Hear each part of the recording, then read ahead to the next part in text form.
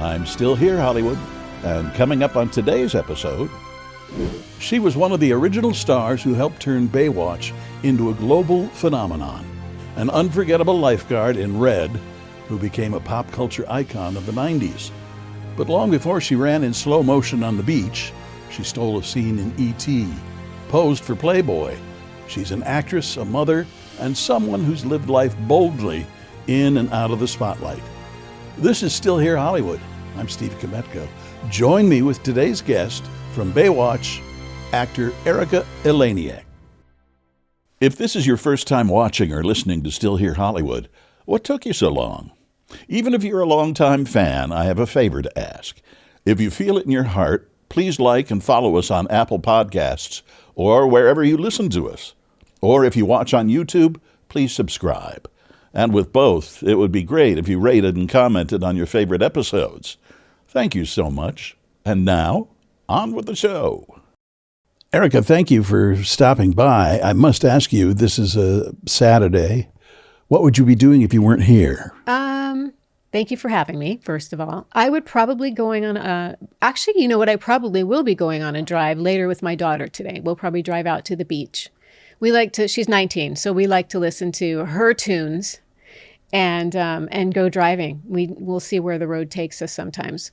Just tell her it's driver's choice. Yeah, I've tried that. I must ask, first of all, Yeah. I see your hands. Yes. You have a lot of tattoos. I do have a lot of tattoos. How did that come about, and when did it start? So my first tattoo started on my back, and I feel like I was in my late 20s. So it's been a long time. It's been a long road. Every tattoo that I have is significant of something.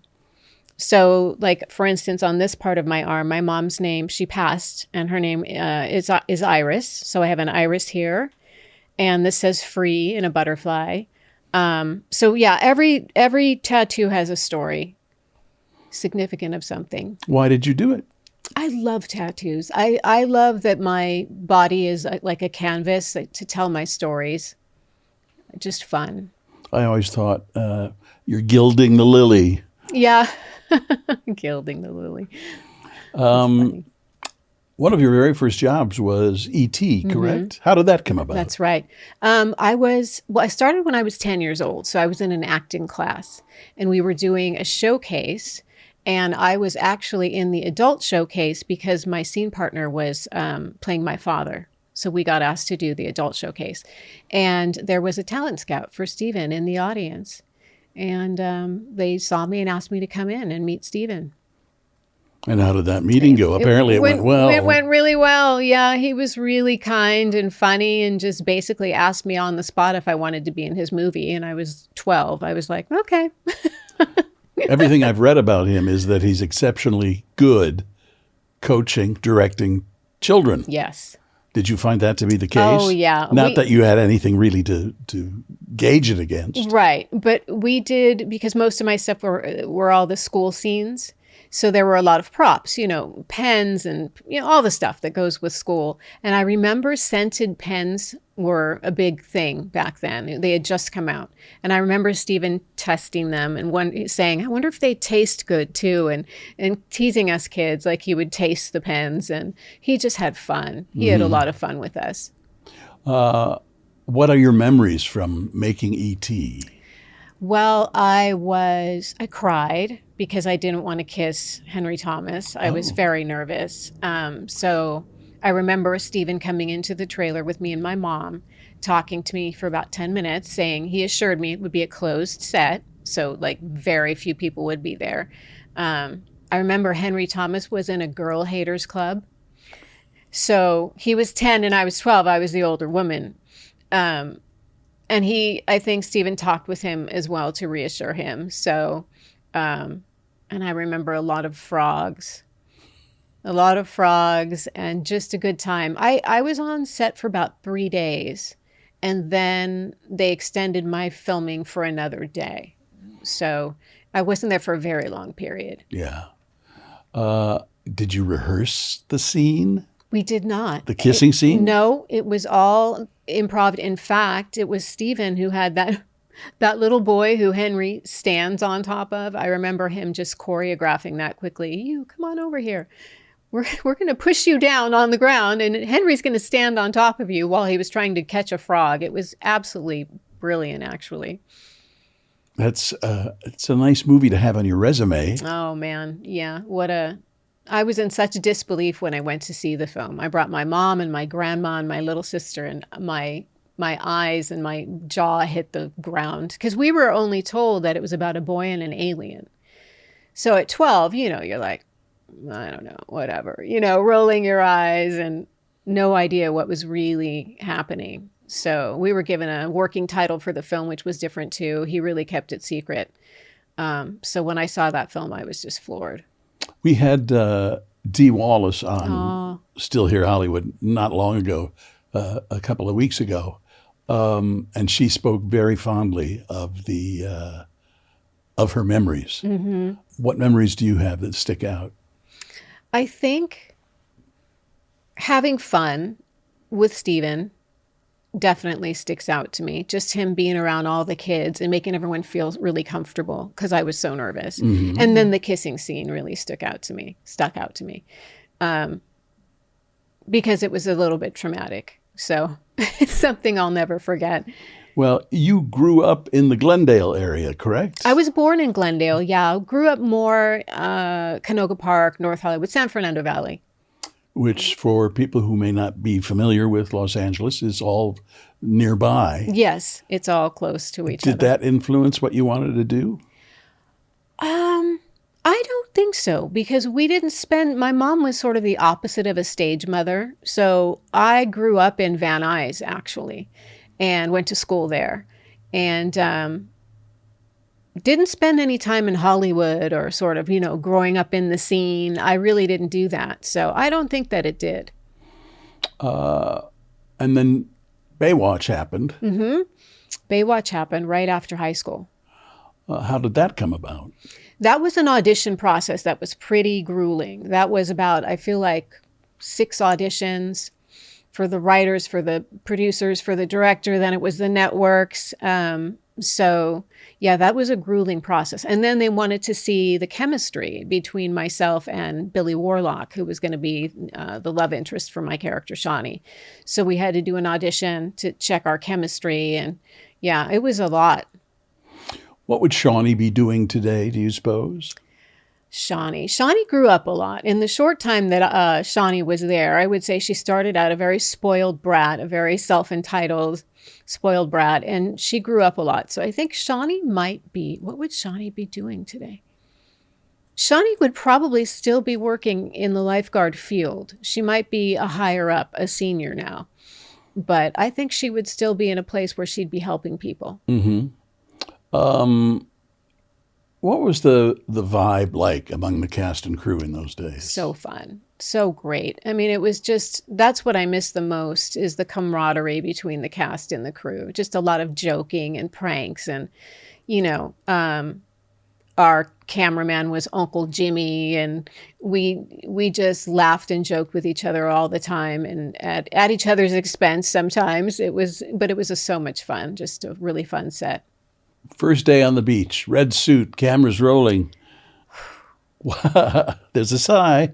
What do you remember most about that moment? Cold. Cold? Cold. We shot, because as you know, there's deadlines for the shows to be prepared. So we shot in January. And they used the big Kino lights to make it look hot, and they would spray us with water, which they tried to keep warm. But of course, that never really happened, right? So you're being sprayed down with freezing cold water, and it's gray outside, and the water's like 55 degrees. It was difficult. It was difficult to shoot with the natural elements. That show was physically intense, mm-hmm. besides what you've described. How did you get yourself ready for it, body and mind? Yeah, I think there was a big difference for me between the first and the second year. So the first year, I just dove in head first. I really had no idea what was, what it was really going to be like. Between the first and the second year, I started working out a lot and slimmed down. Really worked on my run, not the slow-mo run. the real run. Just tried to become more athletic now, because it was at that point that I realized the job really called for it. So, yeah, I think that was a big difference between 1 and 2 for me. How did you do that? How did you run? I mean, is there a difference between running full on and running slow motion? Oh, yeah. Oh, gosh, sure. The slow-mo run, and we get teased about it all the time and always asked to do it. The slow-mo run, it was really for camera. It's all for camera, right? So there's this whole sort of technique about how you move your body and how you move your arms, and as opposed to a real run, But running in the sand is not easy. Also, if you're a real runner and you're running in the sand, there's a difference between running in the sand and cement. So, but the slow-mo run was definitely just for camera. It's good for you. Yeah, it is good for you. Good for your butt. Yeah, it's good for the butt. Definitely good for the glutes. Yep. When the spotlight suddenly found you, how did you handle that level of attention? It was never comfortable for me. The very first time, actually, 2 little kids that lived in, I grew up in an apartment building, and these 2 little kids that had seen E.T. had asked me for my autograph. And I remember I ran upstairs and cried because I just thought it was so weird. So, I mean, it's part of the dinner. It comes with it, right? And you get used to it and respond kindly and, as humbly as you can. But I think it was never anything that I felt super comfortable with. And did the autographs continue? I would imagine they did. Oh, yeah. Yeah. Did you get used to it? You did. I did. Did you? Doesn't happen. Yeah, I got used to it. And like I said, then you just, it's such a huge compliment. It really is a huge compliment. People are liking the work that you're doing. And so then it becomes something different when you start thinking about it like that. Looking back on it, are you glad your career went this way? I am. I mean, I'm really, really fortunate in that I feel like I had a pretty diverse career. I worked hard for it. So a lot of the roles after I left Baywatch that I played in film and television were pretty diverse. I got to do some really interesting things, some tough things. So I really like the direction my career went. I think I made a lot of decisions based on fear growing up. So I passed on some great opportunities, unfortunately. That I can look back on those and say, maybe that wasn't such a great decision to make. But I'm grateful for the career that I had, yeah. And we'll be right back. If you'd like to be more involved with us at Still Here Hollywood, you definitely can. Just visit patreon.com/stillherehollywood. You can support us for as little as $3 a month. You can get our episodes a day before they post anywhere else. You can see what guests will be coming up and submit questions for them. You can even tell us what stars you want us to have on as guests. You'll see what goes on before and after the episode, plus exclusive behind-the-scenes info, pics, video, and more. Again, that's patreon.com/stillherehollywood. After Baywatch, did you feel boxed in by the role? Definitely. I would say definitely. It was really difficult to get auditions after that were strong women, that were a cop or I remember once, I feel like it was already 10 years after the show, I was auditioning to play a cop, and it was between myself and another actress. And at the end of the day, there was one person in one of the camps that felt uncomfortable with the Baywatch credit. So I lost the role. When you say camps? Networks. Yeah, networks. Okay. Under Siege came not long after Baywatch. What stands out from that shoot? Being the only female, I think, among, how many men were on that film? It felt like 1,000. There were probably 5 of us girls. That was something that stood out. It was very weird. Working with Gary Busey and Tommy Lee Jones was amazing. Amazing good? Amazing good. Yeah, they're just such great actors. Watching them work together, too, and just improv so many cool things that ended up being in the film. was really, really amazing opportunity for me. You didn't mention Steven Seagal in that sentence. Yeah, Steven Seagal also. It was also great working with Steven. Steven was just different, kind of a different persona, I guess I would say. He had a big entourage around him all the time. When he showed up on set, he was very professional. He did his thing. Sometimes he liked to joke around a lot, but we didn't really have a kind of a rapport where we hung out, whereas I feel like with Gary Busey and Tommy Lee Jones, we had some of that, which was really fun. Mm-hmm. Yeah.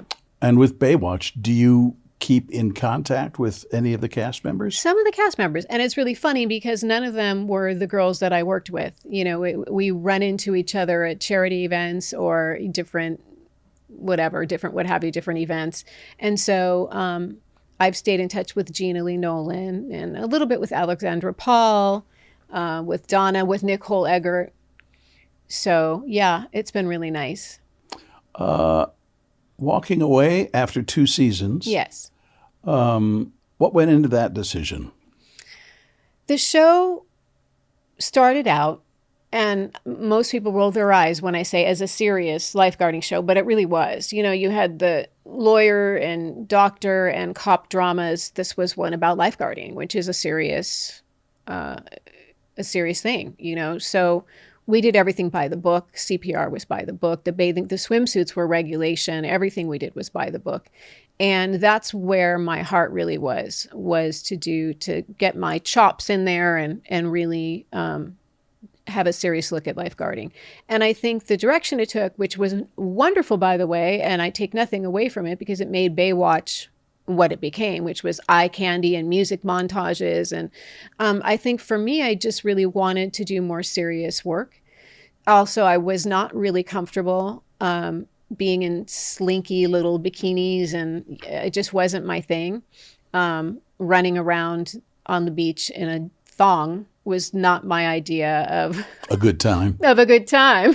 No, it really wasn't. And I was very self-conscious, and I didn't feel free, I think, to do my job. So for me, having Pamela Anderson come on when I was leaving it was the perfect marriage for that show. It was exactly what they needed and wanted. And then for me, I was able to go on and do some really fun films. So I think it worked out really well. Did you and Pamela Anderson talk at all about the show?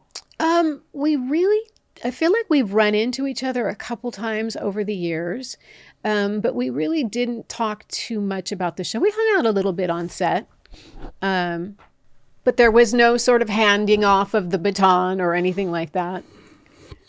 Yeah. Why do you think Baywatch struck a chord with people all over the world? Oh, gosh, because it was just the ultimate fantasy show. All over the world, people are freezing. And Baywatch, everyone was, in these little shorts and bathing suits, and the sun is shining and the music is wonderful and people are eye candy to look at. And I just think it was a really fun no-brainer. So I think that kind of concept would work anywhere globally. Do you go back and watch any reruns or episodes of the show to refresh your memory? I have. I'll tell you, it's really funny. My television, and I swear this is true, my TV, my Samsung TV is literally, when you turn it on, the station that comes on is the Baywatch channel. So every once in a while, I do catch myself in the living room if I leave the TV on for the dog. I do see it, and it's funny. It's fun to watch. I leave my TV on for my dog, too. You do? Yes, as company. Yes, as company, exactly. Yeah. You did a string of thrillers and action flicks in the 90s. Was that a genre you enjoyed? Yeah, I loved action. I would say give me action over the talkies any day. I really had fun doing a lot of my own stunts, and yeah, I enjoyed it a lot. Is there a role that you're particularly proud of? I have 2 that I love, and they're sort of on opposite scales in terms of the size of the films. So I really loved the Beverly Hillbillies. Getting to play Ellie Mae Clampett was so much fun. And that was a big studio movie. So we had all the bells and whistles and a tremendous cast. And then the other one is a little independent movie called The Opponent, where I played a boxer, and I did my own training, and I trained hard. I trained in Brooklyn. We lived in New York. And it was a ring girl turned boxer because of an abusive relationship. So I learned how to box. And I'm really proud of the work that went into that. Mm-hmm. What is a ring girl? A ring girl, the girl that wears a bathing suit and holds up brings out the card that says, now appearing. Right. Yeah. Yeah. What was the toughest stretch of your career, and how did you get through it? I don't know. I think there was some kind of transition between doing television and film, which there doesn't seem to be anymore. It seems like the industry has changed so much. But I think making that kind of crossover back and forth was challenging, because once you sort of start doing the films, then you're sort of, you're back then, especially if you were doing films, you weren't doing TV. And now everybody's doing TV. Everybody just wants to work, And a lot of people do commercials too, which was not the case. Right. You just didn't do that, right? If you were doing films, you didn't do TV, you didn't do commercials, you just didn't. And if you modeled, you never said you modeled. And then there was a time where if you were a model, you were getting all the jobs because you were a supermodel. So I think maybe that transition from being okay to go back and forth. And was there a personal part of this, not professional, but personally? Was it tough for you at any point in your career? Yeah, absolutely. Probably a good handful of times, definitely during Baywatch, when I was deciding whether or not to stay or go. That was really hard on me because it was a successful show. It was doing well. But I just wasn't happy towards the end of my stay. So that was personally kind of tormenting for me, deciding whether or not I should go and, risk losing that position and kind of put myself out there to do other things. Who knows how that would go, right? So, yeah. And I think also, too, there's so many other things that I really love doing. I love writing and hosting, and there's just lots of different things that I've always wanted to try. So I think there were moments in my career where I was like, man, should I keep going? Should I go do something else? What swayed you to continue? I think it was just in my blood. Once you start really performing and you get some opportunities to sink your chops into something really good, I think you miss it. You miss it tremendously. So that for me was what kept me going. So before Baywatch came Playboy. Yes. How did that decision shape what came next for you? Well, Playboy is really interesting for me because I didn't set out to do Playboy. I actually was with a girlfriend of mine who was a playmate, and we were roommates. And I went with her to go pick up her film from the then editor, Marilyn Grabowski, who was there.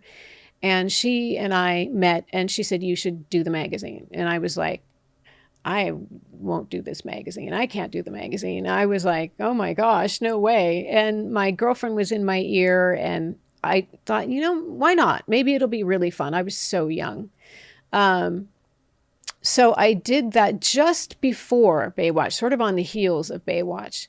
And it was difficult. In fact, I believe I became known as the difficult one because I was never comfortable filming. And I was very guarded. I was very guarded about my angles, and just, I was not that yes girl.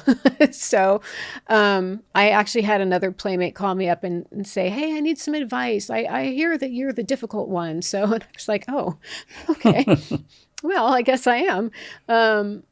So yeah, Playboy, I think for me, I viewed it as a modeling job. It was fun.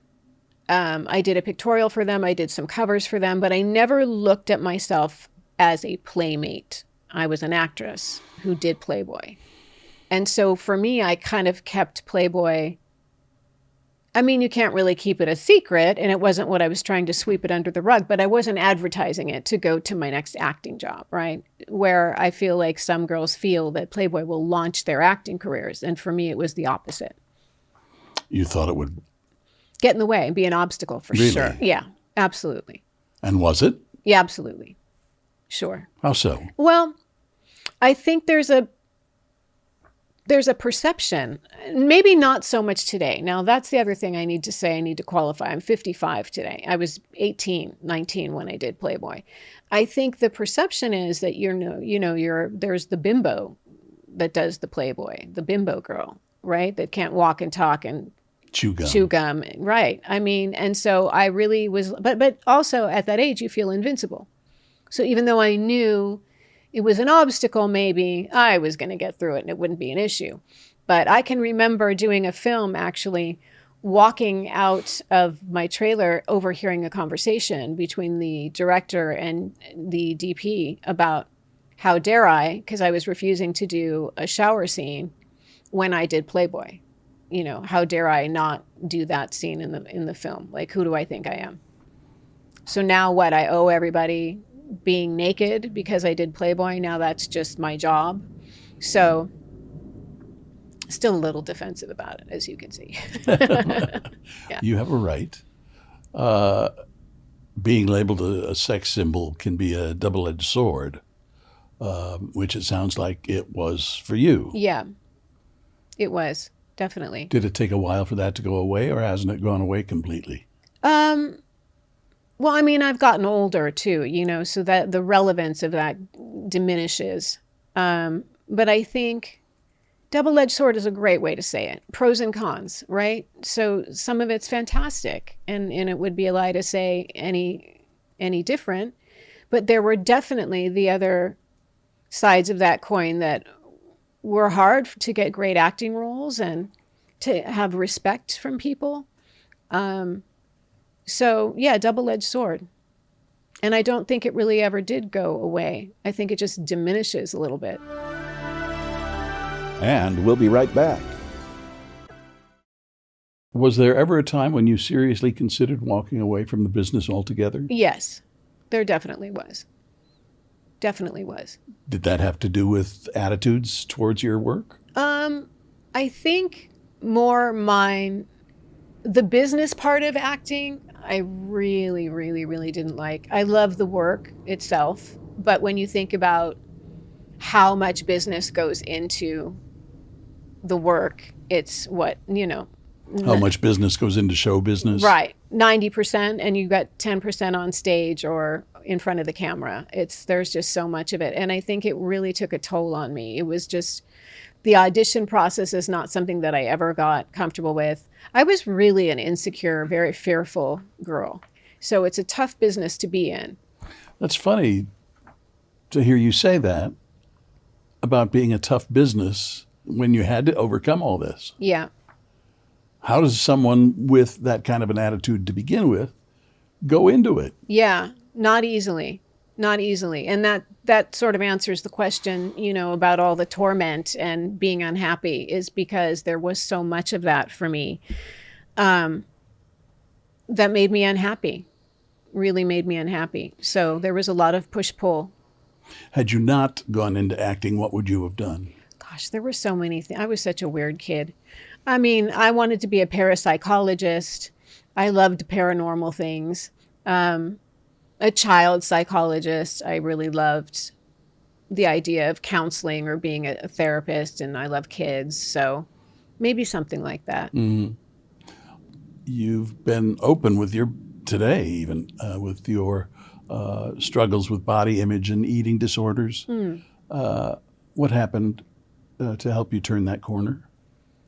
Well, I don't know if I ever fully have. I still feel like I have issues. I mean, I've never been satisfied. That's not true, actually. When I did the boxing movie, The Opponent, and I was training like crazy and eating like a professional athlete, I appreciated the work that went into it, and I appreciated the way my body looked. That was the only time I feel like I ever felt really comfortable with my body. And that's crazy because it was a 24-hour job to maintain that and to get that.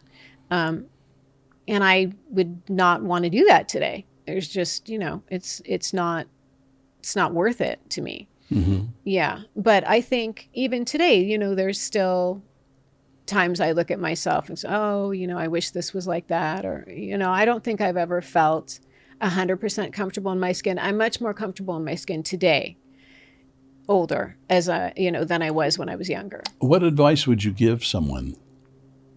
In terms of their body image? Love yourself. Just love yourself. Don't be so hard on yourself. Easier said than done. Definitely. Definitely. It is. As time has passed, how has your relationship with the industry evolved? Well, I've been out of the industry. Well, I keep a toe in the door. I guess I'll say that. I've sort of switched. I've been working in the podcast world myself and narrating and hosting. And so it's a little bit different. I'm not really out there auditioning anymore. So I don't know. I think about it, though. I think about the possibility of returning. And I'm wondering, I'm sort of in a transitional period right now where I'm wondering if that's something that I would be courageous enough to do. What would it take? I don't know. I wish I knew. I really wish I knew. I'm struggling with that right now. I know it takes courage. Maybe that's all. Maybe that's what it takes is courage to just get up, get out there, and who cares? Who cares if you make a fool of yourself or fail or just who cares? You've spent time helping others in recovery. What inspired that path? Well, I was teaching acting for about 5 years. I was teaching at a studio. And the opportunity to teach kids in rehab that were either suffering from substance abuse or behavioral issues, that opportunity came up. So it was teaching acting as a form of therapy. And it was amazing. I did it for about 3 years. It was the toughest thing I've ever done, ever, except being a mom. Because you never knew what was going to happen when you walked into work that day. These kids were in crisis. This was a really serious situation for the kids.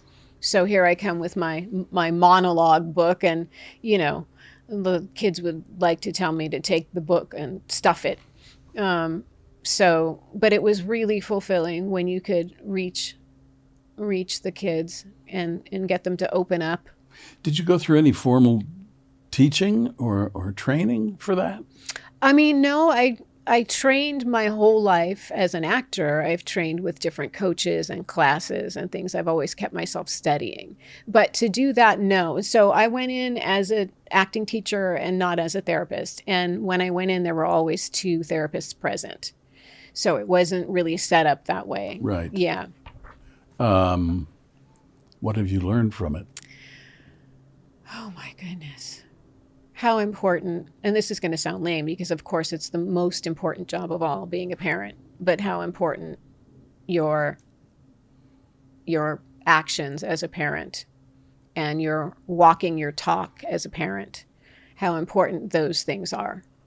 Because I've seen a lot of kids suffer because of some, and I don't want to sound judgmental, but I've just seen some terrible things from rotten parenting at the end of the day. Mm-hmm.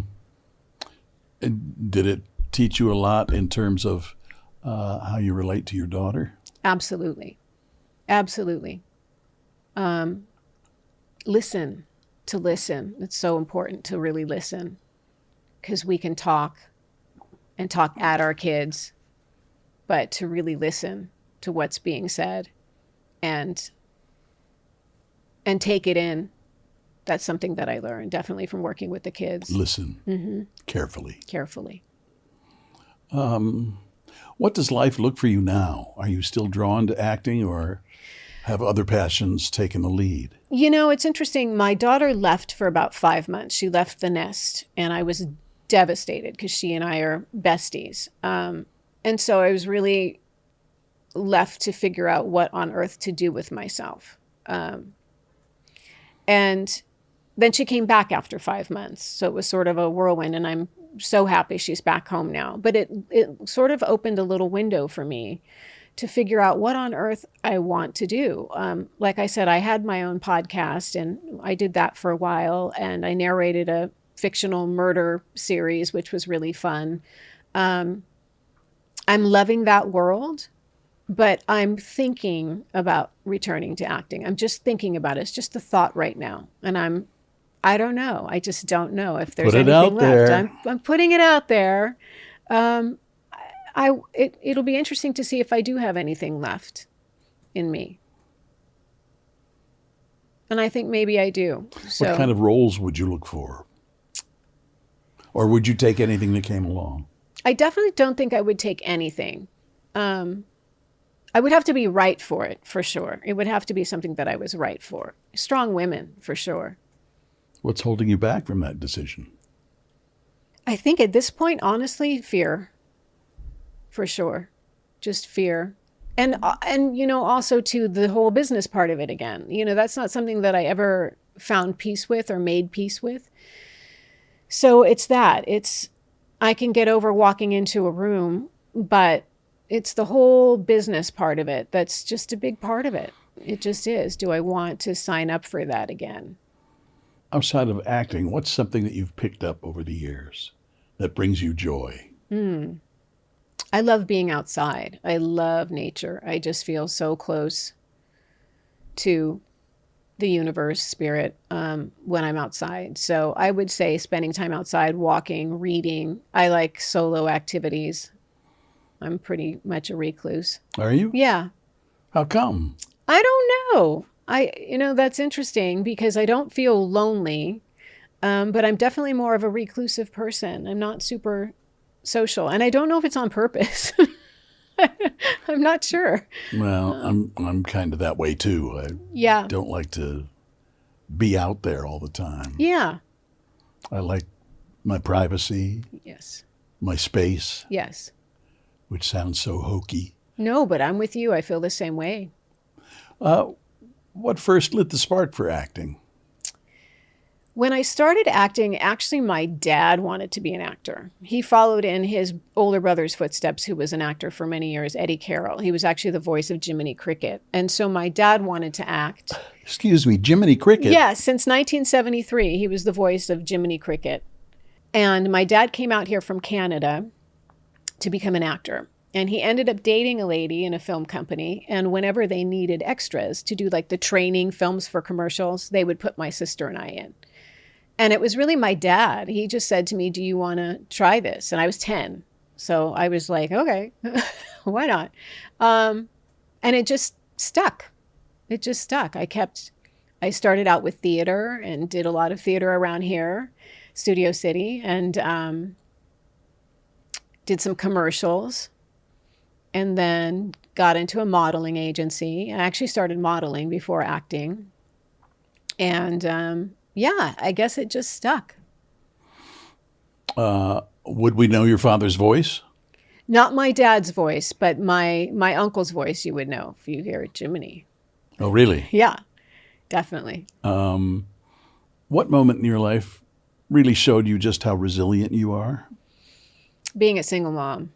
So I don't know if it's a moment in particular, but definitely being a single mom. And I went through a terrible, terrible, terrible breakup with her father. And it would be that moment in time, I would say, where I realized how resilient I was. Do you still feel that way?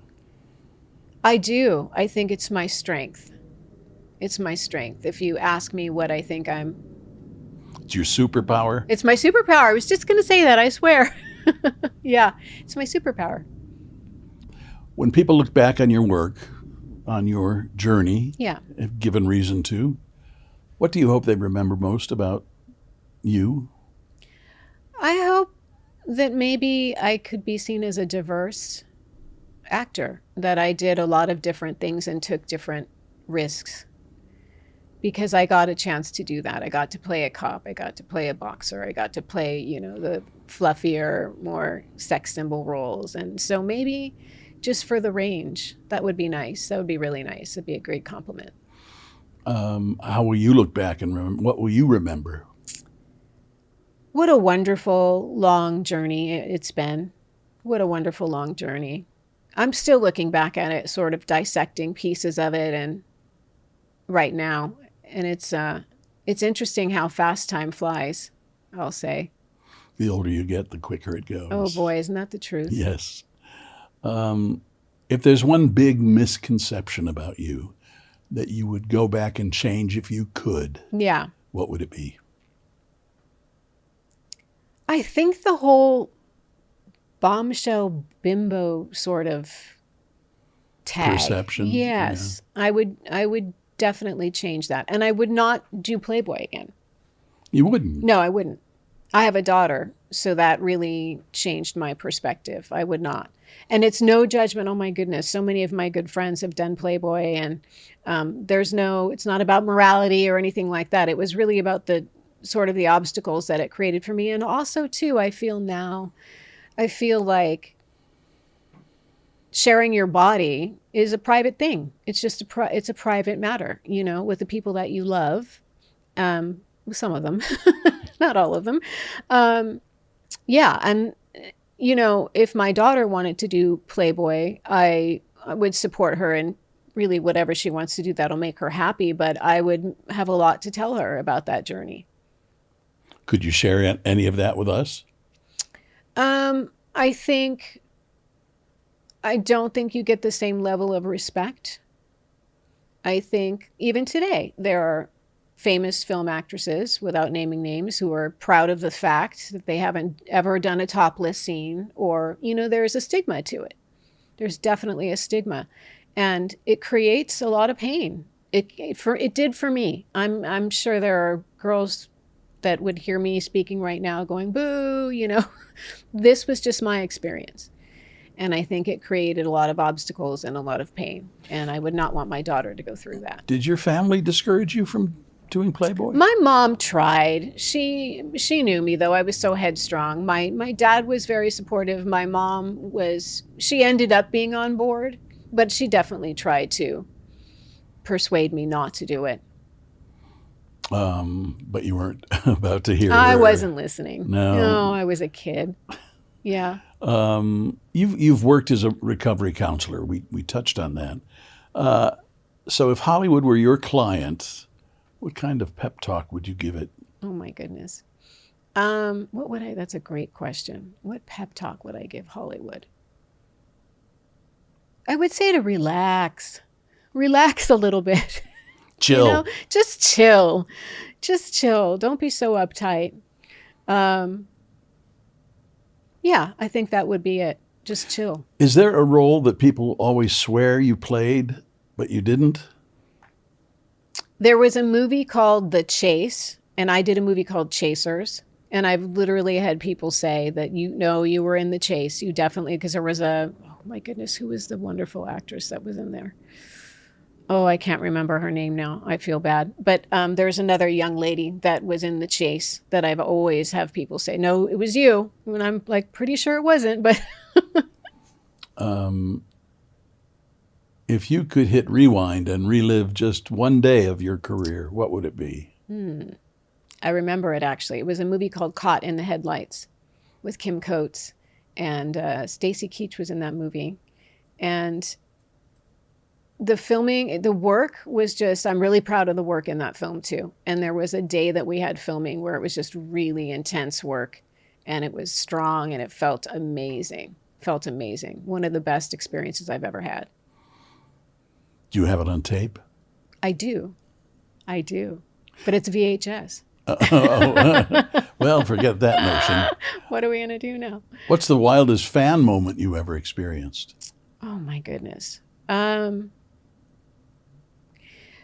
Seeing people get tattoos of your face is really a trip. Having someone walk up to your table and show you a tattoo of you on their body is definitely like mind-blowing. I would think so. Yes. But I would think with all the tattoos you have that maybe you could get past that. Yeah, now I could. Back then, when I was a kid and someone had come up to me and shown me a tattoo of my face on their body, and I was just like, oh my gosh, that's a commitment. That's really a someone commitment. You'll be close to forever. Aye. What advice would you give to a young actress today who's just starting to navigate the time machine, the fame machine? Yeah, I would say Well, starting out in acting would be one thing. I would say perseverance, because there are so many talented, beautiful people in this industry. I don't even know how much it's about anymore, the talent and the beauty. It's about being outside the box now. And so I would say perseverance. You just, 5 doors close and go open the 6th door. Just keep trying and keep trying. And with the fame, I would say don't take it so seriously. Try to have fun with it. But at the end of the day, really try to have fun with it. So you're pondering what to do next. Yes. No inkling which direction. You know what? I really do love the podcast world. I would love to co-host a show. I think that would be really fun to co-host a show. Mm-hmm. That's more my comfort zone too. And I love to chat, as you can tell. I'm very chatty. So that would be something that I would love to do and I would welcome. Narration, I loved narrating the series. That's something that I would do in a heartbeat.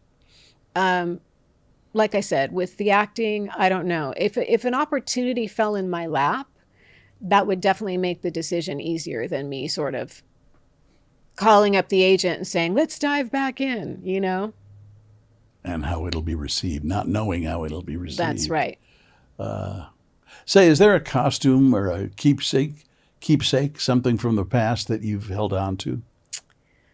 I have knickknacks that I really love, like props from different films. Tom Berenger gave me a little canned possum. It's not really, but it was like a prank thing. I feel like he found it in South Carolina. So I have this canned possum, and I have a little car from the Beverly Hillbillies, just little things like that, little mementos that I have. Something to remember it by. Yes. Over the years, what have you learned about leadership? Either on set or off. Yeah. That's a good question. What have I learned about leadership? I think you got to have a lot of self-confidence to be a leader. And I don't know that I've had a lot of self-confidence throughout my time in front of the camera. Mm-hmm. So I don't know if I have a lot to say about leadership, if I was enough of a leader. Did you keep the red bathing suit? I did not. You did not? I know. Can you believe that? I know. But Could have sold it for a fortune. I know. Dang it. There's actually a few of the girls that did not keep their bathing suits that are regretting it. Yeah. Okay. Erika, thank you very much for coming in. I really appreciate it. Thank you for having me. Sure. It's been fun. It appears as though it's not particularly easy for you to talk about yourself. Oh, it gets easier the older I get. Thank you. Thank you for having me. Sure. Still Here Hollywood is a production of the Still Here Network. All things technical run by Justin Zangerle. Theme music by Brian Sanishin. And executive producer is Jim Lichtenstein.